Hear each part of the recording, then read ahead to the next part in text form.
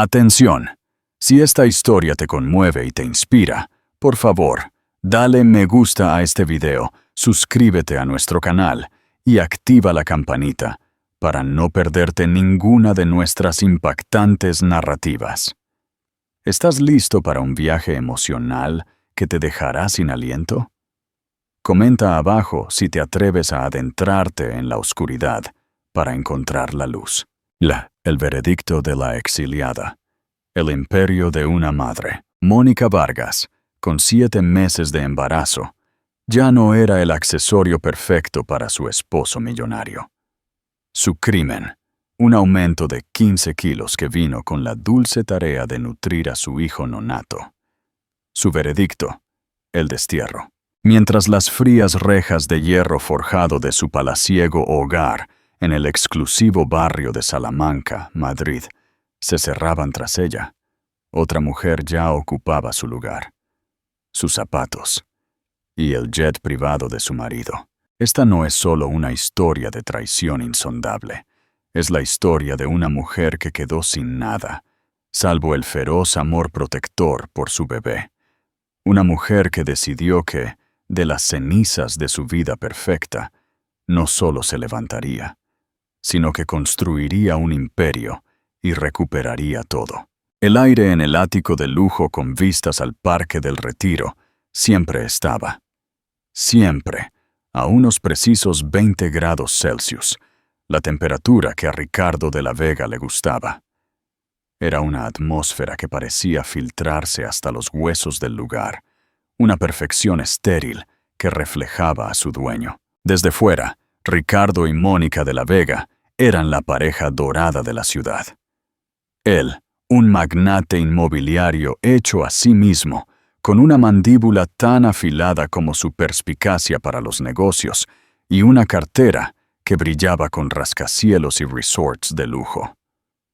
Ella, la hermosa filántropa de ojos grandes, cuya gracia y elegancia discreta la convertían en la contraparte perfecta de su ambición. Su vida era una serie de eventos meticulosamente curados.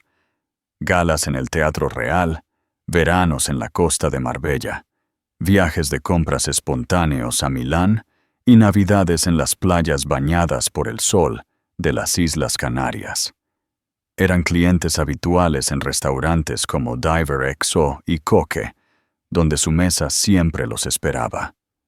Su mundo era uno de trajes a medida, bolsos Hermès Birkin que Mónica coleccionaba con el desinterés de un niño coleccionando sellos, y el constante y sutil zumbido del motor de su Rolls-Royce Phantom mientras navegaba por las calles de la ciudad. A Ricardo no solo le gustaban las cosas hermosas, las exigía. Veía su vida como una marca, y cada elemento dentro de ella, incluida su esposa, tenía que ser impecable. Mónica había conocido a Ricardo cuando era una historiadora de arte en ciernes que consultaba para una galería que él había adquirido. Él quedó cautivado por su conocimiento, su tranquila confianza y, por supuesto, su esbelta figura, al estilo de Audrey Hepburn. La persiguió con la misma intensidad decidida que aplicaba a sus negocios. La colmó de regalos, la llevó en su jet, un elegante Gulfstream Gemiendejo,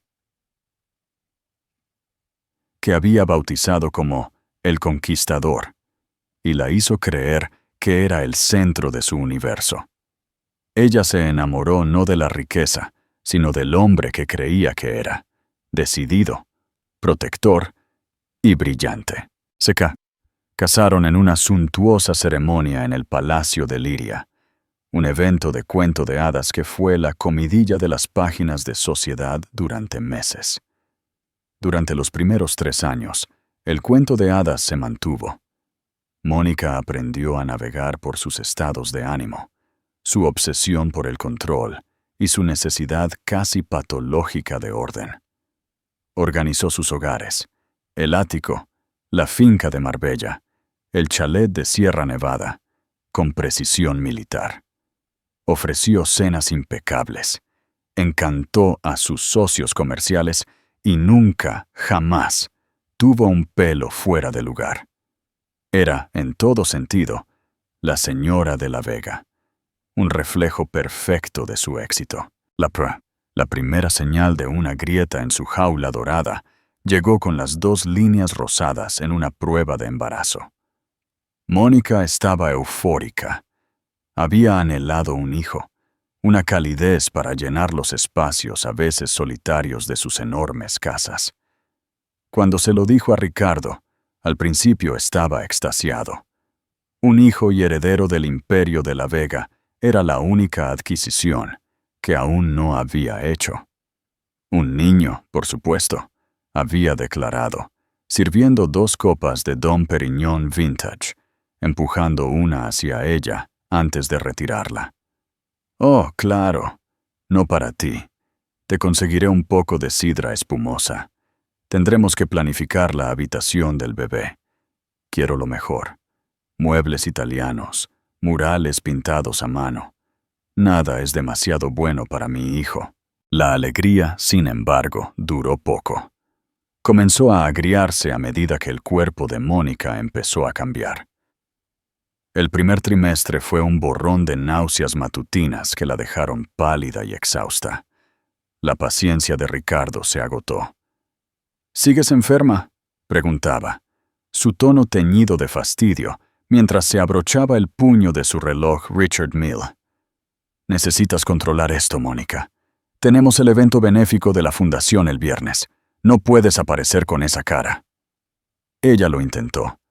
Se obligó a comer galletas saladas, sorbió ginger ale y se puso una sonrisa para las cámaras. Pero a medida que avanzaba su segundo trimestre, las náuseas disminuyeron y surgió un nuevo problema: su apetito. Por primera vez en su vida, Mónica tenía verdadera hambre.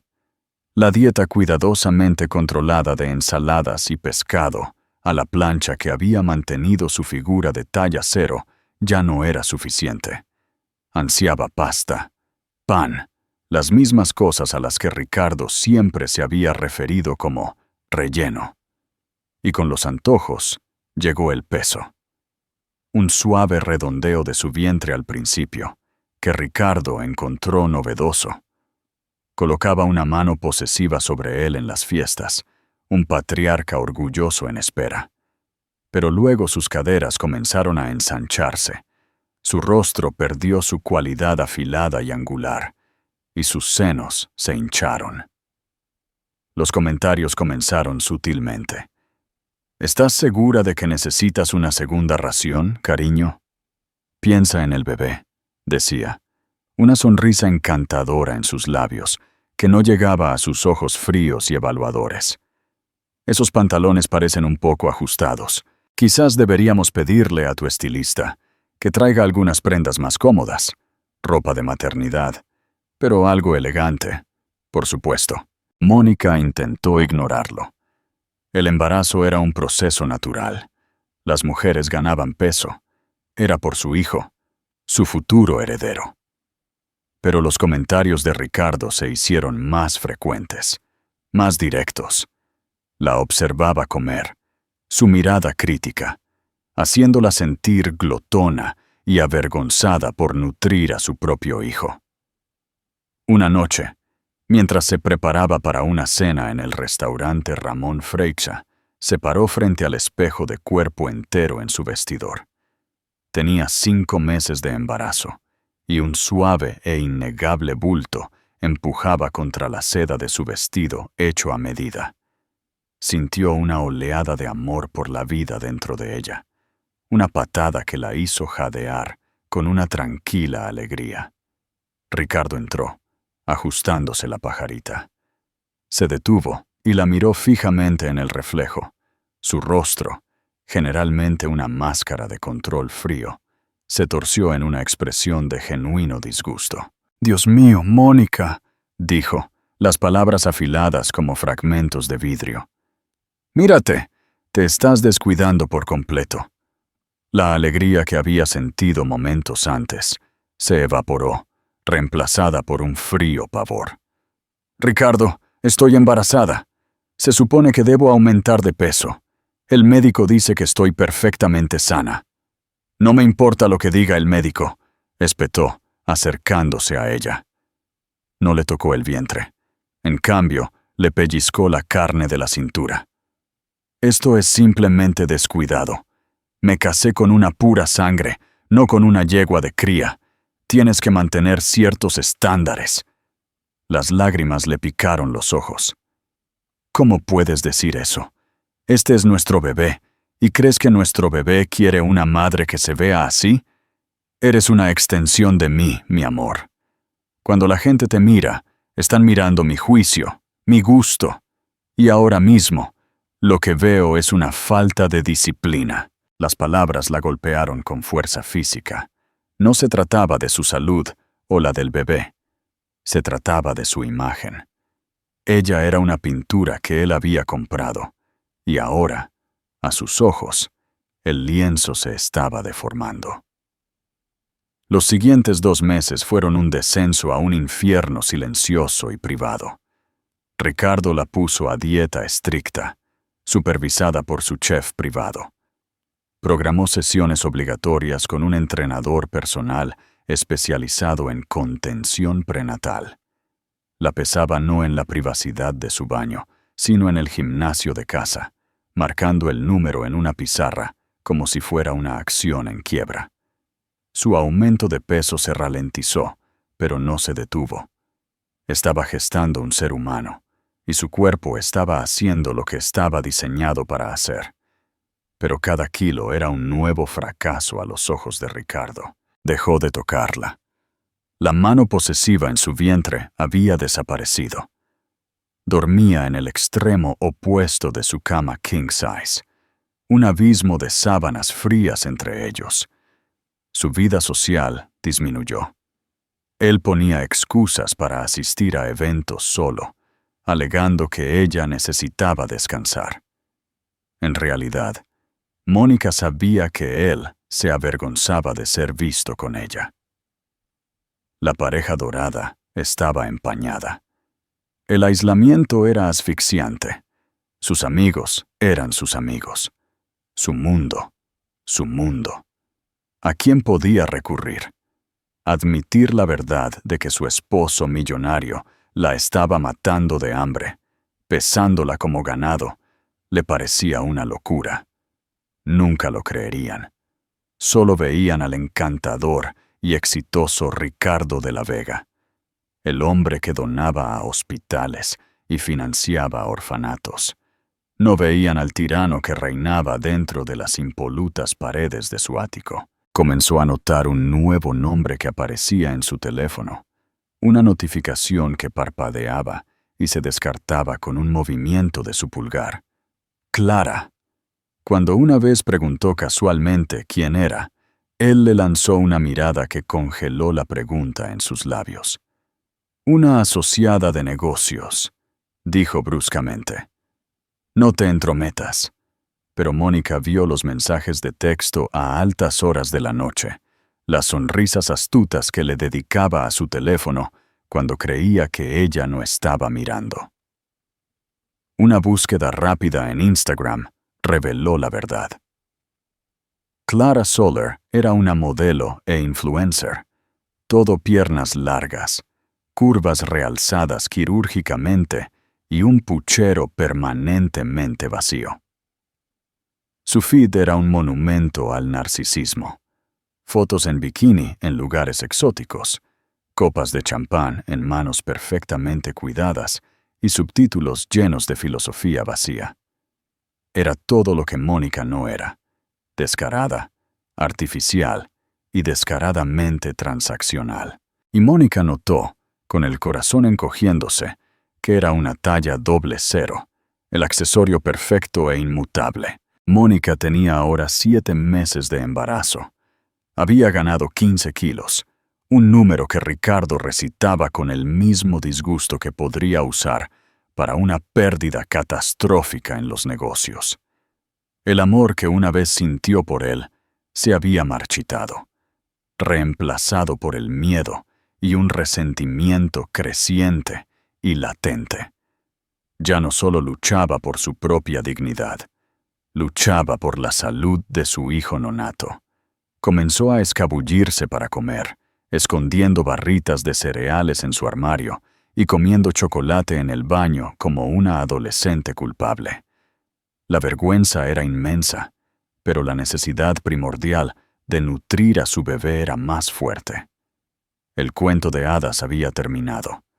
Vivía en una jaula hermosa y cara, con un carcelero que se volvía más monstruoso cada día.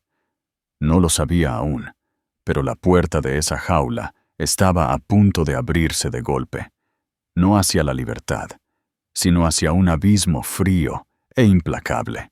El punto de quiebre llegó, como suele suceder, bajo los brillantes candelabros de un espectáculo público.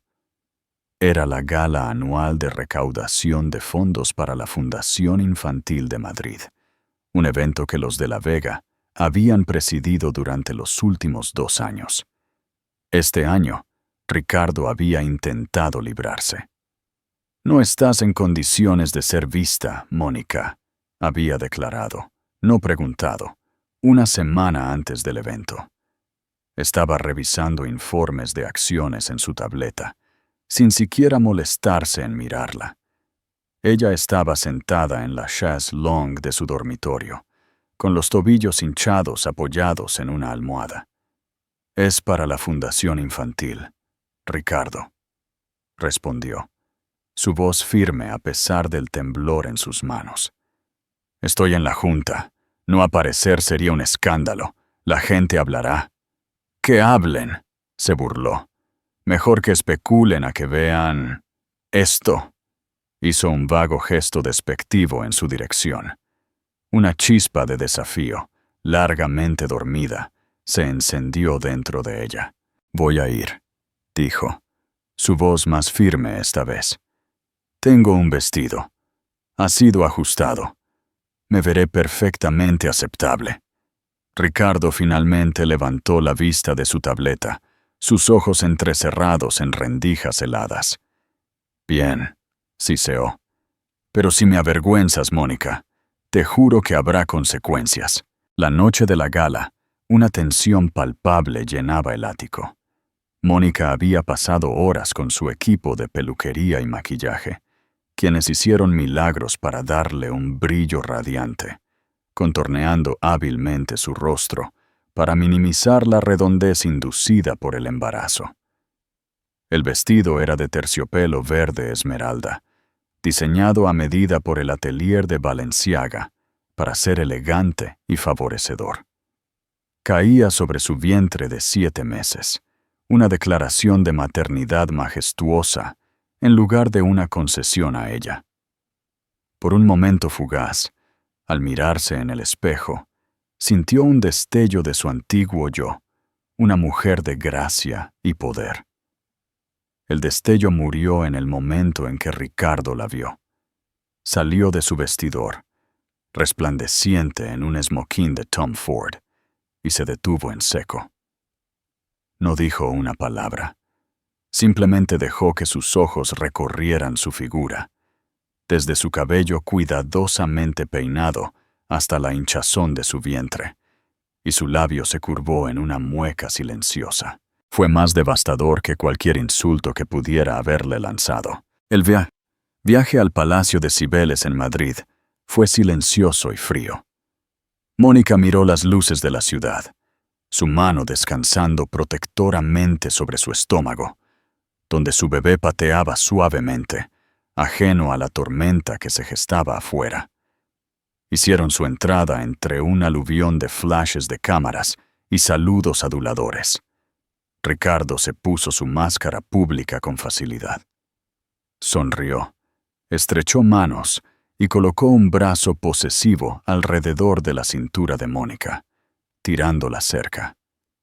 Para el mundo exterior, eran la imagen de una pareja devota y expectante. Pero Mónica podía sentir la rigidez en su brazo, la forma en que sus dedos se clavaban en su costado, una señal privada de su disgusto. «Sonríe, cariño», le susurró al oído, su aliento cálido, pero sus palabras gélidas. Parece que vas a un funeral. Ella forzó sus labios a una sonrisa. Sus mejillas le dolían por el esfuerzo. Navegaron por la concurrida sala, una constelación de la élite madrileña. Mujeres con vestidos de alta costura le daban besos al aire en las mejillas. Sus ojos se dirigían a su estómago con una mezcla de curiosidad y lástima. Mónica conocía a estas personas desde hacía años. Había estado en comités y había planeado subastas benéficas con ellos. Esa noche se sentía como una completa extraña, un espécimen bajo un microscopio. La primera hora fue una tortuosa actuación. Mónica logró conversar, discutir las últimas iniciativas de la fundación, aceptar con gracia las felicitaciones por el bebé. Pero era muy consciente de la constante vigilancia de Ricardo. Cuando alargó la mano para coger un canapé, un inofensivo dátil envuelto en bacon, la mano de él se disparó y se cerró alrededor de su muñeca. «Recuerda tu disciplina, Mónica», murmuró, su voz peligrosamente baja. Sonrió a un conocido que pasaba. «Mi esposa ha sido muy cuidadosa con su dieta. Por el bebé, ya sabes». La humillación la invadió, caliente y asfixiante. Retiró la mano como si se hubiera quemado. Su apetito desapareció por completo. El verdadero desastre comenzó durante la subasta en vivo. Ricardo, como presidente del evento, estaba en el escenario, manejando a la multitud con su característico encanto arrogante. Mónica estaba sentada en su mesa principal, cerca del frente, flanqueada por un CEO bancario y una heredera naviera. Sintió una oleada de mareo, consecuencia de la dieta de inanición forzada por su esposo, y alargó la mano para coger su vaso de agua. Su teléfono, que estaba sobre la mesa, vibró. Era una notificación de Instagram. Normalmente la habría ignorado, pero una extraña compulsión la hizo cogerlo. Una nueva publicación de una usuaria a la que no seguía la había etiquetado. Se le heló la sangre cuando vio el nombre de usuario. Clara Soler Oficial. Con un dedo tembloroso abrió la publicación. Era una historia, un video fugaz que desaparecería en 24 horas, pero que se sintió tan permanente como una cicatriz. Clara Soler, la modelo del teléfono de Ricardo, hacía un puchero a la cámara. Estaba en lo que era inconfundiblemente la parte trasera de un coche de lujo, el cuero crema a medida y los detalles de madera pulida del Rolls Royce de la familia de la Vega.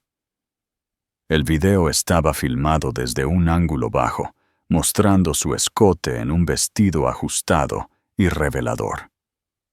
No habló. Simplemente guiñó un ojo, luego giró la cámara hacia un lado.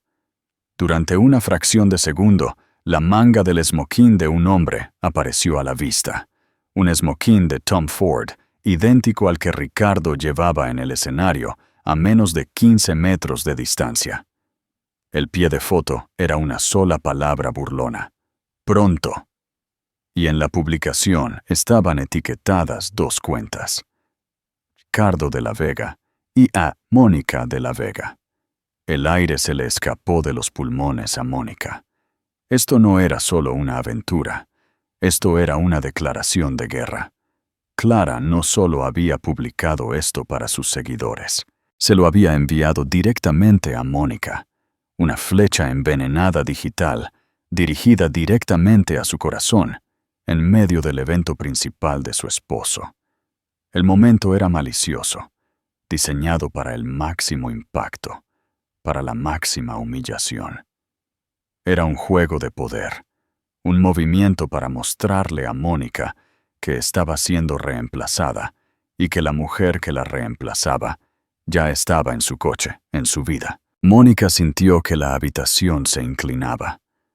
La voz del subastador, la voz de Ricardo, el murmullo de la multitud, todo se desvaneció en un sordo rugido. La mujer a su lado, la heredera naviera, la miró. «Mónica, querida, ¿estás bien? Te has puesto blanca como la cera». Mónica no pudo responder. Se levantó bruscamente, derribando su silla con un estrépito que atrajo algunas miradas.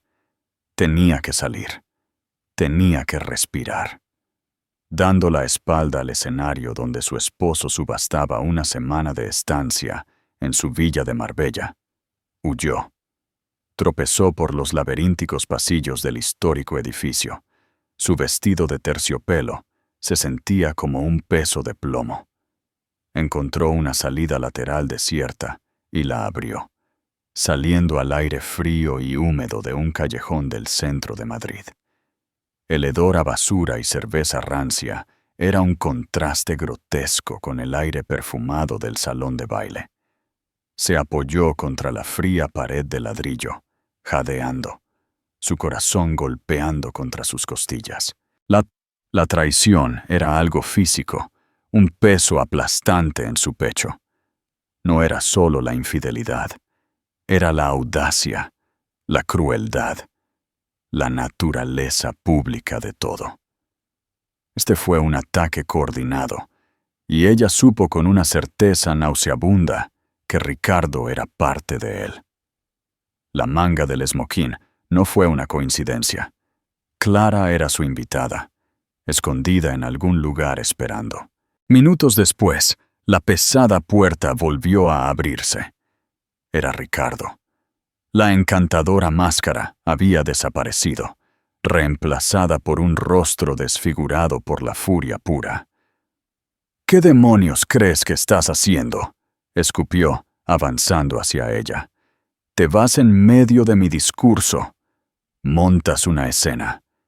¿Tienes idea de cómo se ve eso?». Mónica levantó su teléfono. Su mano temblaba tan violentamente que apenas podía sostenerlo.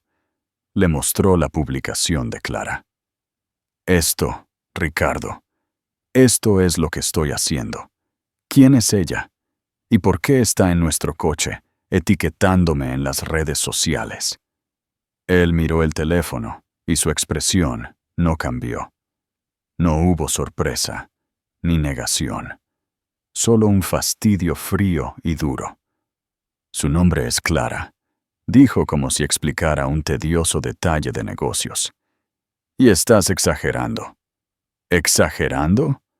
La voz de Mónica se quebró, una mezcla de incredulidad e histeria. «Me está humillando públicamente, humillándonos, y tú la estás dejando».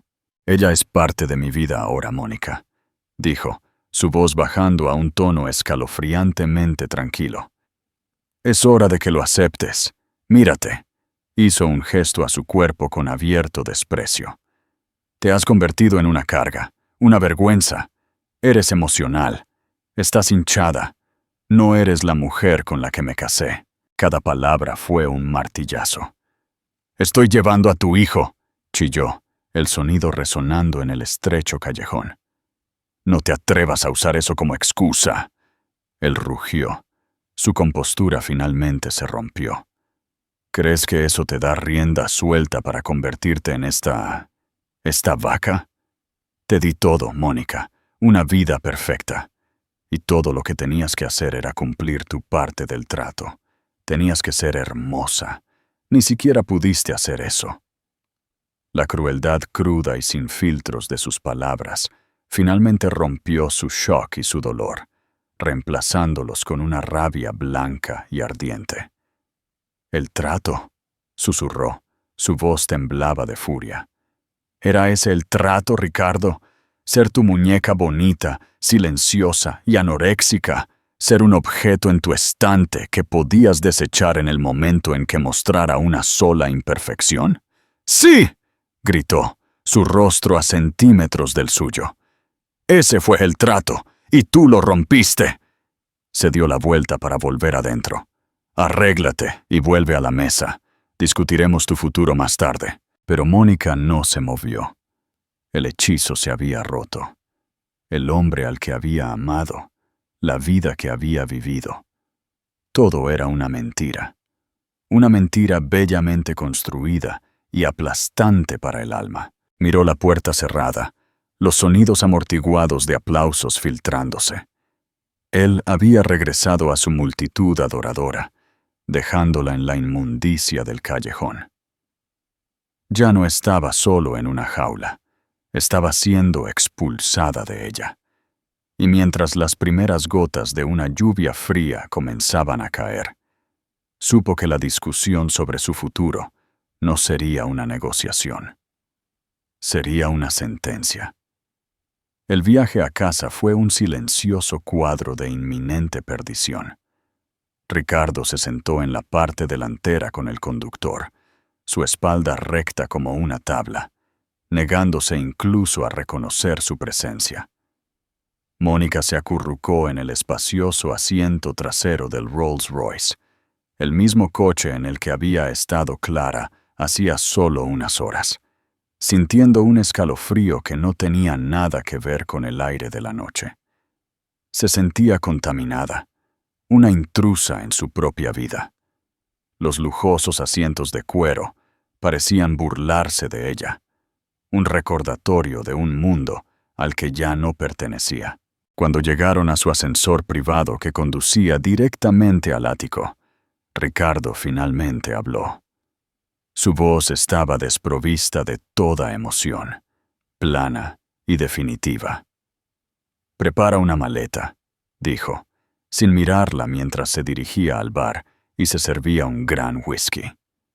Mónica se quedó congelada en el vestíbulo de mármol. «¿De qué estás hablando, Ricardo?» Él tomó un largo trago de su bebida antes de volverse para mirarla. Sus ojos estaban tan muertos como un cielo invernal. «Estoy hablando del fin de esto, el fin de nosotros. Quiero que te vayas. Esta noche». Las palabras quedaron suspendidas en el aire estéril. ¿Fuera? Así, sin más, su mente luchaba por procesar la finalidad de ello. ¿Fuera? ¿A dónde se supone que voy? Tengo 7 meses de embarazo de tu hijo. No puedes simplemente echarme a la calle. Una risa sin humor escapó de sus labios. «Mírame. Puedo y lo haré. Ya no eres mi esposa, Mónica. Eres un problema que estoy resolviendo. En cuanto al niño», agitó el líquido ámbar en su vaso, «mis abogados se pondrán en contacto. Por supuesto, proveeré para mi hijo, pero no tendré a su madre. Tú. Así no». La pura arrogancia, la naturaleza fría y transaccional de su decisión era asombrosa. La estaba separando de su vida tan limpiamente como un cirujano extirpa un tumor. «No puedes hacer esto», susurró. Las lágrimas finalmente corrían por su rostro, trazando caminos a través de su caro maquillaje. «Tenemos una vida juntos. Tenemos historia. Te amo». Las últimas palabras salieron como una súplica desesperada y patética, y ella se odió por ello. «No», dijo, dejando su vaso con un clic decisivo. «Amabas la vida que te di, y esa vida ha terminado. Tú tomaste tu decisión cuando decidiste dejarte caer. Yo estoy tomando la mía». Miró su reloj. «Tengo un coche esperando abajo en 30 minutos. Súbete, o mi seguridad te escoltará». Se dio la vuelta y entró en su estudio, cerrando las pesadas puertas de roble tras él, el sonido del cerrojo encajando como la puerta de una celda de prisión. Mónica se quedó sola en la cavernosa sala de estar, rodeada de millones de euros en arte, muebles y recuerdos que ahora parecían accesorios de una obra de teatro de un extraño. El shock era tan profundo que era casi paralizante. 30 minutos. 30 minutos para desmantelar una vida, para empacar un futuro. Tropezó hacia su dormitorio, una magnífica suite con vistas panorámicas al parque, la cama king size, las sábanas de seda, el vestidor del tamaño de un pequeño apartamento. Todo era parte del decorado. Su armario era un templo de alta costura, un arco iris de Chanel, Dior y Valentino. Zapatos que nunca había usado. Bolsos que costaban más que un coche. Todo era insignificante. Con dedos entumecidos, sacó una sola maleta. ¿Qué se empacaba para un desalojo? Cogió algunos vestidos de maternidad sencillos y cómodos, un par de zapatos planos, sus artículos de tocador.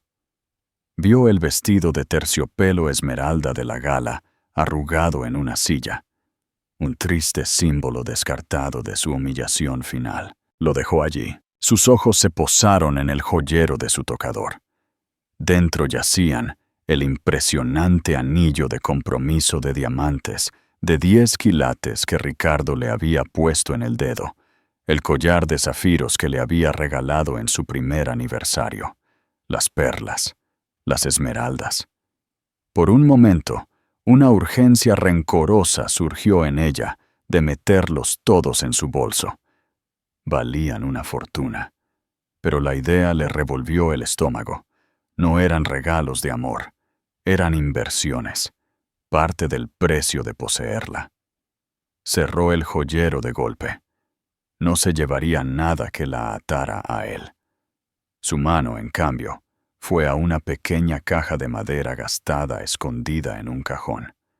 Dentro había un puñado de objetos que eran verdaderamente suyos. Un medallón con una foto de sus padres, una postal descolorida de su viaje de estudios universitarios a Florencia, una pequeña pulsera de plata que tenía desde que era una niña. Estos eran los restos de la mujer que era antes de convertirse en la señora de la Vega. Los metió en su bolso. Mientras cerraba la maleta, una oleada de sollozos desgarradores la invadió. Se hundió en el suelo. Su cuerpo temblaba. Sus brazos rodeaban su vientre. No fue la pérdida de la riqueza lo que la destrozó. Fue la aniquilación absoluta de su realidad. El hombre con el que había construido una vida, el padre de su hijo, la había mirado y no había visto nada de valor. La estaba desechando tan fácilmente como desecharía una acción perdedora. Un fuerte golpe en la puerta del dormitorio la hizo saltar. Era uno de los guardias de seguridad de Ricardo, un hombre grande e impasible llamado Francisco. «El coche está listo, señora de la Vega», dijo, su voz educada pero firme. No la miró a los ojos. «Ahora soy solo Mónica, Francisco», dijo, su voz ronca. Se puso de pie, secándose los ojos con el dorso de la mano. Dignidad. Era lo único que le quedaba. Salió del dormitorio arrastrando su pequeña maleta y no miró hacia atrás. La sala de estar estaba vacía.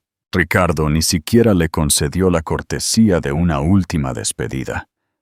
Permaneció escondido en su estudio, un cobarde escondido detrás de su riqueza y su poder. Francisco la escoltó al ascensor de servicio, el que usaban el personal y para las entregas. El simbolismo no se le escapó. Había entrado en esta vida por la puerta principal, una novia del brazo de su esposo. La estaba abandonando por la parte de atrás, como si fuera basura. El coche que esperaba en el garaje subterráneo no era uno de los vehículos de lujo de Ricardo. Era un coche negro estándar. El conductor, otra cara que no reconoció, le abrió la puerta sin decir una palabra. Mientras se deslizaba, su teléfono volvió a vibrar. Otra notificación de Instagram. No pudo evitarlo. Tenía que mirar. Era Clara Soler de nuevo. Esta vez no era una historia. Era una publicación permanente en su feed. La foto era una obra maestra de crueldad calculada. Clara, vestida con un diminuto bikini amarillo brillante, estaba recostada en los lujosos asientos de cuero color crema de un jet privado. Su cuerpo estaba bronceado, tonificado e increíblemente delgado. Una mano estaba lánguidamente sobre su vientre plano, mientras la otra sostenía una copa de champán. Detrás de ella, a través de la ventana circular, las luces de la ciudad de Madrid parpadeaban como un mundo distante y olvidado.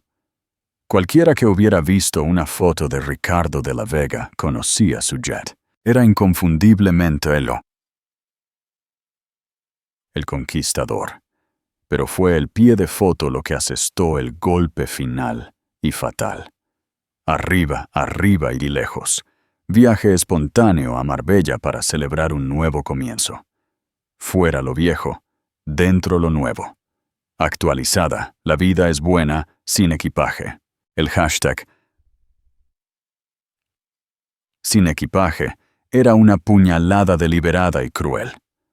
Era una clara referencia a Mónica, a su equipaje emocional, al equipaje físico de su cuerpo embarazado. Mónica miró la pantalla. Un sonido gutural de pura angustia escapó de sus labios. La foto había sido publicada hacía solo unos minutos.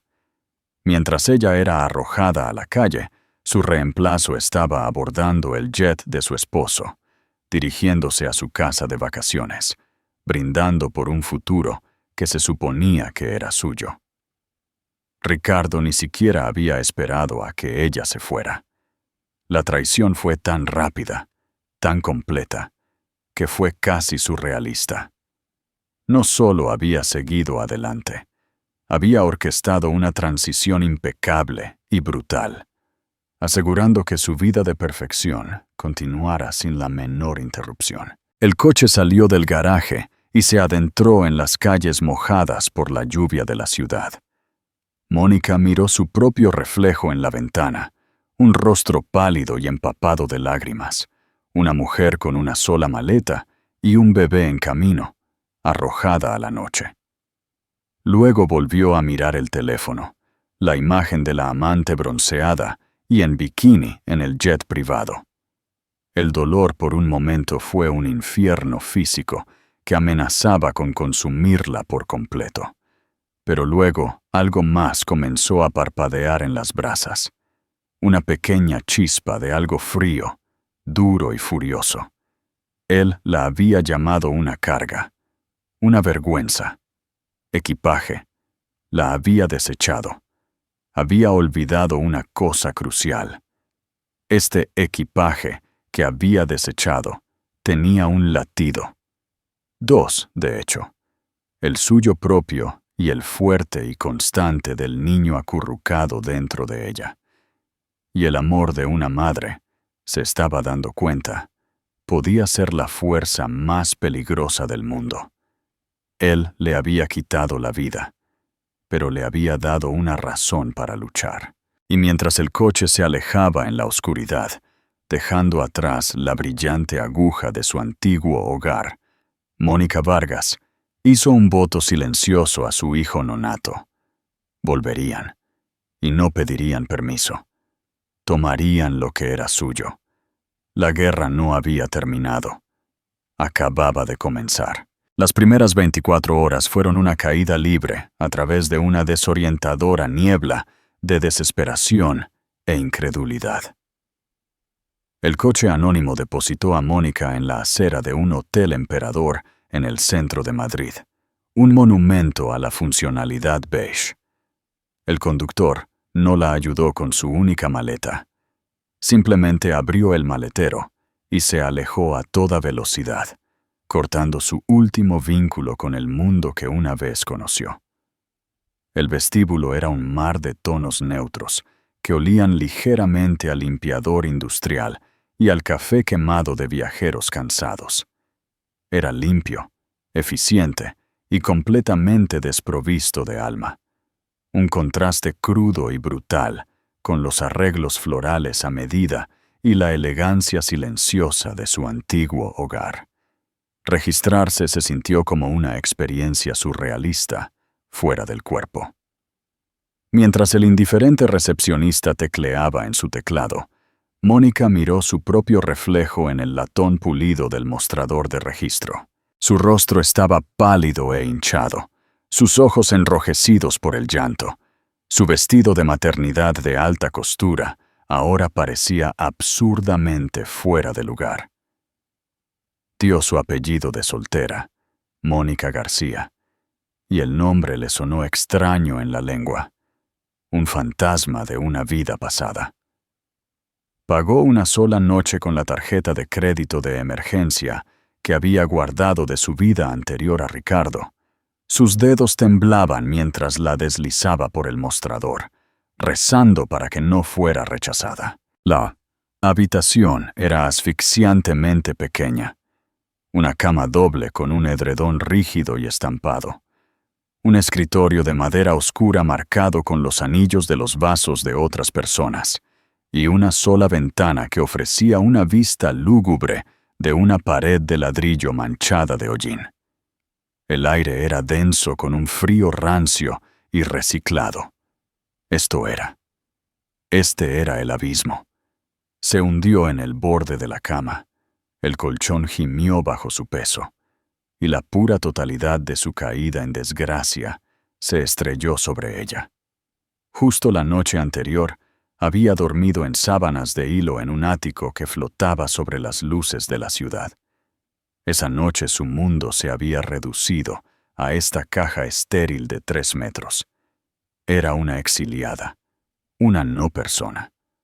La señora de la Vega, la anfitriona de la sociedad, la mecenas de las artes, la mujer cuya opinión sobre la decoración de mesas era una vez citada con entusiasmo en las revistas, había sido sumariamente ejecutada. En su lugar había una mujer de 7 meses de embarazo, con una maleta, una cuenta bancaria menguante y un futuro tan vacío y sombrío como la pared de ladrillo fuera de su ventana. Impulsada por una compulsión masoquista, abrió su teléfono. La pantalla brilló. Un portal a la vida que ya no era suya. La cuenta de Instagram de Clara Soler era un espectáculo vibrante y soleado de crueldad. Cada nueva publicación era un tormento meticulosamente elaborado. Estaba Clara riendo en la cubierta del yate de Ricardo, el vendaval, las aguas turquesas de Marbella brillando detrás de ella. El corazón de Mónica se encogió. Ella y Ricardo habían pasado su segundo aniversario en ese mismo yate. Estaba Clara levantando una copa de rosado en una mesa en el Hotel Puente Romano. El pie de foto, un efusivo tributo a la cena más romántica de la historia. Esa era la mesa favorita de Mónica, la que tenía la vista perfecta de la puesta de sol sobre la bahía. Ricardo siempre se había asegurado de que la tuvieran. Luego vino la foto que la enfermó físicamente. Clara posando para una selfie en lo que era claramente la suite principal de la villa de Marbella. Colgando de su cuello bronceado y esbelto, había un delicado collar de diamantes vintage de Van Cleef & Arpels, un regalo de 3er aniversario. Mónica se había angustiado por dejarlo atrás, y ahora allí estaba, adornando el cuello de su reemplazo. Ricardo no solo se lo había dado, sino que debió haberlo enviado especialmente para ella. Una profanación deliberada de su historia compartida. La sección de comentarios era una mezcla vertiginosa de elogios aduladores y especulaciones hambrientas. ¿Estás viviendo el sueño? ¿Quién es este misterioso millonario que te está mimando? Algunos seguidores astutos etiquetaron a Ricardo, pero los comentarios fueron rápidamente eliminados, limpiados por algún conserje digital invisible. Entonces Mónica lo vio, un comentario de una cuenta anónima, un perfil sin rostro y sin publicaciones. Parece que cambió un Rolls Royce por un coche de alquiler. Disfrútalo mientras dure, cariño. Los trofeos se llenan de polvo. El comentario fue un pequeño rayo de luz en la asfixiante oscuridad. Alguien más lo vio. Alguien más lo sabía. Lo capturó justo antes de que desapareciera, aferrándose a él como un talismán. Llegó la mañana, Pero con ella no hubo alivio, solo el frío y afilado filo de la realidad. Su teléfono vibró, no con una llamada, sino con un mensaje de texto. Era de un número desconocido, clínico y desprovisto de cualquier calidez humana. Sus tarjetas de crédito personales y cuentas bancarias asociadas han sido congeladas con efecto inmediato, pendiente de los procedimientos de divorcio. Se depositará un estipendio mensual de 5.000 euros para gastos de manutención y prenatales en una nueva cuenta. Los detalles se enviarán por correo. No intente contactar al señor de la Vega directamente. Toda comunicación futura debe dirigirse a nuestra oficina. Garrigues Abogados. El mensaje fue un segundo desalojo, uno financiero. Abrió su aplicación bancaria y vio una cadena de ceros, donde había habido una fortuna el día anterior. Intentó comprar una botella de agua del minibar usando su tarjeta Amex Centurion, la tarjeta negra, que era un símbolo de su estatus, y la transacción fue, como era de esperar, rechazada. La humillación fue absoluta. 5.000 euros al mes. Era una crueldad calculada, una miseria diseñada no para su supervivencia, sino para su subyugación. Era una correa lo suficientemente larga como para evitar que muriera de hambre en la calle, donde podría causar un escándalo, pero lo suficientemente corta como para asegurar que nunca pudiera montar una defensa significativa. Era control, puro y simple. Su primera llamada fue a sus padres en un pueblo de Segovia. El alegre «hola» de su madre se convirtió en un silencio horrorizado, mientras Mónica, con la voz quebrada, relataba la pesadilla de las últimas 48 horas. Las palabras salieron a borbotones. La gala, el callejón, las publicaciones de Instagram, la fría y definitiva orden de empacar una maleta. «¡Ese monstruo!», bramó su padre de fondo. «Voy a recogerte ahora mismo. Vuelves a casa, mi niña». La oferta de su cama de la infancia, del tierno cuidado de su madre, era un poderoso canto de sirena. Pero mientras miraba su reflejo en la oscura ventana de la habitación del hotel, su mano descansando sobre la firme hinchazón de su vientre, supo que no podía volver. Retirarse a casa de sus padres sería aceptar la derrota, retroceder al papel de la niña rota. Su propio hijo, esta vida inocente dentro de ella, merecía una madre que fuera una luchadora, no una refugiada. «No puedo, papá», dijo, su voz encontrando una pizca de fuerza. «Tengo que quedarme aquí en Madrid. Aquí es donde pasó, y aquí es donde tengo que arreglarlo». Su segunda llamada fue a Sofía Navarro. Sofía, una ingeniosa galerista de arte que se había casado con una familia de la vieja guardia, notoriamente estirada, siempre había sido una aliada, una compañera de viaje en las jaulas doradas de la élite madrileña. «Mónica, Dios mío, ¿dónde estás?». La voz de Sofía fue un bienvenido bálsamo de genuina preocupación. «Ricardo difundió la historia de que te habían ordenado reposo absoluto durante el resto del embarazo. Sabía que era una tontería. Parecía un gato que se había tragado un canario en la gala después de que te fuiste». Esta vez, Mónica no lloró. Expuso los hechos con una precisión fría y clara que la sorprendió incluso a sí misma. La aventura, la humillación pública, el desalojo, la correa financiera. Cuando terminó, el silencio al otro lado de la línea fue pesado y peligroso. «Ese hijo de perra patológicamente narcisista», escupió Sofía finalmente, las palabras teñidas de veneno. «Nunca confié en él. Siempre te miraba como si estuviera evaluando su cartera. Bien, nuevo plan. ¿Dónde estás?». Mónica le dijo el nombre del hotel. Absolutamente no. No te vas a quedar en una trampa para turistas donde la cama probablemente tiene una calificación de 5 estrellas en asesor de chinches. Envío a mi conductor, Esteban. Estará allí en 20 minutos. Prepara tu maleta. Y por el amor de Dios, Mónica, sal de Instagram. Deja de beber el veneno que te está sirviendo. Una hora más tarde, Mónica salía de un discreto SUV negro y entraba en un mundo diferente.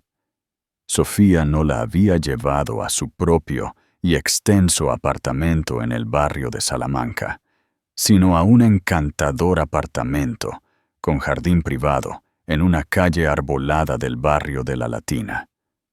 Era un mundo aparte del frío modernismo del ático. Tenía cálidos suelos de madera, estanterías desbordantes y una acogedora chimenea. Un pequeño jardín privado en la parte trasera estaba lleno de macetas de hierbas y rosas de floración tardía. Se sentía como un hogar, no como un showroom. Es una propiedad de inversión, explicó Sofía, abrazando a Mónica con un abrazo feroz y protector. Es tuya, todo el tiempo que la necesites, sin alquiler, sin preguntas. Considérenlo una subvención del fondo de emergencia para mujeres despreciadas por viles millonarios. Ahora, dijo, llevando a Mónica a un cómodo sillón. Lo primero es lo primero. Necesitamos un abogado. No uno de esos tipos de cuello blanco que juegan al golf con los amigos de Ricardo. Necesitamos un tiburón. Necesitamos una mujer que lo filetee y lo sirva para el almuerzo. Sofía era una fuerza de la naturaleza. Esa misma tarde, había conseguido una cita con Elena Pérez, una abogada de divorcios tan legendaria y temida que su nombre solo se pronunciaba en tonos bajos y reverentes. Su apodo en la comunidad legal era la Viuda Negra, por su extraña habilidad para dejar a hombres poderosos y arrogantes legal y financieramente despojados. La reunión era al día siguiente. Mónica, vestida con el vestido de maternidad de aspecto más profesional que poseía, sintió un nudo de ansiedad apretarse en su estómago. La oficina de Elena Pérez, en una elegante torre con vistas al río Manzanares, era el epítome del poder silencioso y letal. Sin desorden, solo líneas limpias, arte moderno y una vista imponente. Elena, de unos 50 y tantos años, tenía unos penetrantes ojos azules que no se perdían nada, un bob gris afilado como una navaja y un aura de inquebrantable competencia. No ofreció falsa simpatía. Le ofreció a Mónica un vaso de agua y una silla cómoda. La señora Navarro me dio los trazos generales, comenzó Elena, su voz tranquila y mesurada. Pero necesito escucharlo de usted, desde el principio. Cada detalle, por pequeño o humillante que sea. Mónica tomó un respiro tembloroso. Comenzó con la alegría de su embarazo, y luego, su voz adquiriendo un tono acerado, relató la creciente crueldad, los pesajes, el control dietético, la crítica constante. Detalló la humillación pública en la gala, mostrando a Elena las capturas de pantalla de las publicaciones burlonas de Clara. La prueba con marca de tiempo de que su reemplazo estaba abordando el jet a Marbella, mientras ella era arrojada a la calle. Terminó con el mensaje de texto del abogado, la guillotina financiera. Elena escuchó sin interrupción, sus dedos entrelazados, su mirada intensa. Cuando Mónica cayó, la abogada se recostó en su silla de cuero de respaldo alto. Una sonrisa lenta y fina asomó a sus labios. «Es asombrosamente arrogante», dijo Elena, un brillo de batalla en sus ojos. «Y en mi línea de trabajo, la arrogancia es un regalo. Hace que los hombres sean descuidados, los hace predecibles. Esto es muy bueno para nosotros. ¿Bueno?, preguntó Mónica, su voz un susurro. Él tiene todo el poder, los mejores abogados. Me ha dejado sin nada. No te ha dejado sin nada, la corrigió Elena, inclinándose hacia adelante. Su voz era suave, pero tenía la resonancia del acero. Te ha dejado con su hijo, su heredero. En el estado de Nueva York, un juez verá con muy malos ojos a un hombre que desaloja a su esposa embarazada. Y te ha dejado con una narrativa, la esposa hermosa y solidaria, desechada durante el momento más vulnerable de su vida por una aventura barata. La humillación pública, las publicaciones de Instagram meticulosamente programadas. Esto no es solo un divorcio, Xiomara García. Esto es una historia. Y vamos a tomar el control de esa historia. Por primera vez en lo que pareció una eternidad, un frágil hilo de esperanza se desplegó en el pecho de Mónica. ¿Quiere jugar sucio?, continuó Elena, su voz endureciéndose. Cree que puede usar su poder para silenciarte. Usaremos su poder contra él. Solicitaremos el divorcio de inmediato. Los motivos serán adulterio y crueldad mental extrema. Citaremos todo. Los registros telefónicos de él y la señora Soler, mensajes de texto, correos electrónicos, manifiestos de viaje para el Gulfstream, extractos de tarjetas de crédito para la Amex, sin límite que le dio. Construiremos una línea de tiempo irrefutable de esta aventura, demostrando que fue una conspiración calculada a largo plazo para reemplazarte. Pintaremos un cuadro de un monstruo tan obsesionado con su imagen pública que abusó emocionalmente y mató de hambre a su esposa embarazada. Elena se puso de pie y se acercó a la ventana, mirando la ciudad. Cree que puede comprar tu silencio con 5,000 euros al mes. Quiere alargar esto, agotarte. Vamos a hacer que este divorcio sea tan público, tan desordenado y tan financieramente catastrófico que su junta directiva tendrá úlceras estomacales. Sus accionistas exigirán que llegue a un acuerdo. No buscamos un acuerdo justo, Mónica. Buscamos uno punitivo. Uno que te provea a ti y a tu hijo por el resto de sus vidas y haga que Ricardo de la Vega lo piense 2 veces antes de tratar a otro ser humano como un activo desechable. Las semanas siguientes fueron una extraña dicotomía. En el tranquilo santuario del apartamento de La Latina, Mónica comenzó el lento y arduo proceso de curación. Guiada por la feroz amistad de Sofía, encontró una terapeuta especializada en trauma y abuso emocional. Se unió a un estudio de yoga prenatal cercano, sintiendo un sentido de comunidad con las otras futuras madres, sus cuerpos cambiando de maneras hermosas y únicas. Redescubrió el simple y reconfortante placer de cocinar para sí misma, visitando el mercado de agricultores local y encontrando alegría en los vibrantes colores de los productos frescos, un mundo lejos de la dieta insípida y restrictiva que Ricardo había impuesto. Poco a poco, con cuidado, estaba redescubriendo a Mónica García. Simultáneamente, la guerra legal hacía estragos. Los abogados de alto poder de Ricardo en Garrigues Abogados fueron tan agresivos como Elena había predicho. Presentaron moción tras moción, tratando de enterrar a su equipo en papeleo. Su primera oferta de acuerdo fue una broma, una suma global que ni siquiera cubriría el costo del arte en su antigua sala de estar, supeditada a un draconiano acuerdo de confidencialidad que le habría prohibido hablar de su matrimonio. Elena Pérez la devolvió con una sola nota manuscrita. No puedes estar hablando en serio. Luego vino el descubrimiento.